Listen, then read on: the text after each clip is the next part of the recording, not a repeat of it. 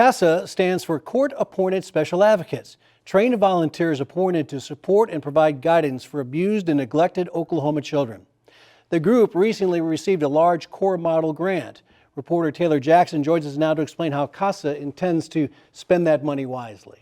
Rich, C.A.S.A volunteers are known for serving as the eyes and ears of youth in the foster care system. This $30,000 grant will assist C.A.S.A Oklahoma County in reaching more children in the community through volunteer recruitment efforts. And they go through training. Kim Van Beber is the executive director of C.A.S.A Oklahoma County. She and her team are grateful to receive the core model grant. We're so thankful for that support. It's really going to help us recruit and train more volunteers so we can serve additional children. The grant enables C.A.S.A to provide more resources to its volunteers. And making sure that we're training our volunteers well. And so we're really going to be focusing on the opioid crisis and incarcerated parents and doing some additional trainings for our volunteers that are working with kiddos that fall into that demographic. For 33 years, C.A.S.A Oklahoma County has been serving Oklahoma's children and youth in foster care. And it's our mission to recruit and train volunteers from the community to advocate for the best interests of kids in foster care. Van Beber says that last fiscal year, C.A.S.A served 726 kids with the help of 300 volunteers. But what we know is that's only about 40% of the kids that are in custody in Oklahoma County. The volunteers can advocate for newborns up to children 18 years of age. Really, the most important role that our volunteers play is getting to know the child, because you can't advocate for someone that you don't know. And so it's really spending time with that child and getting to know them. Mark Livingston has been associated with C.A.S.A Oklahoma County for more than 14 years. I first was involved when a friend of mine who was on the board of directors asked me if I would be interested in being on the board for C.A.S.A of Oklahoma County. Livingston served on the board of directors for several years before becoming a volunteer. Being on the board, obviously we heard about the different cases and the children and what the volunteers did, and I realized that my heart really was more towards wanting to get in the field and work with children and advocate for them than being on the board. In order to be a volunteer, you must be 21 years of age and pass a series of background checks.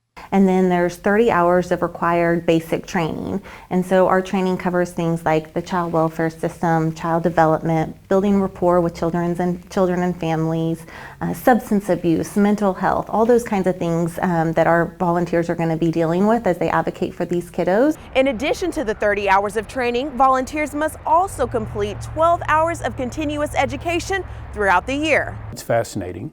So, you know, it's just like a hobby in a way. I mean, if you're willing to play golf or whatever hobby you have, if you look at it from that perspective. The training process ends with a solemn oath. And they're officially sworn in by our judges as officers of the court, and then they start working their cases and advocating for the foster kids on their cases. But not all of their work takes place in a courtroom.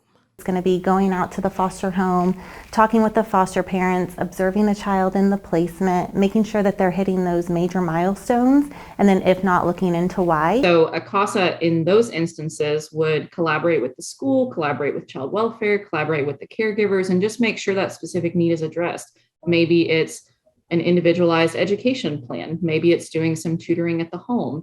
And C.A.S.A volunteers are given considerable leeway to access the information they need to best advocate for a neglected or abused child.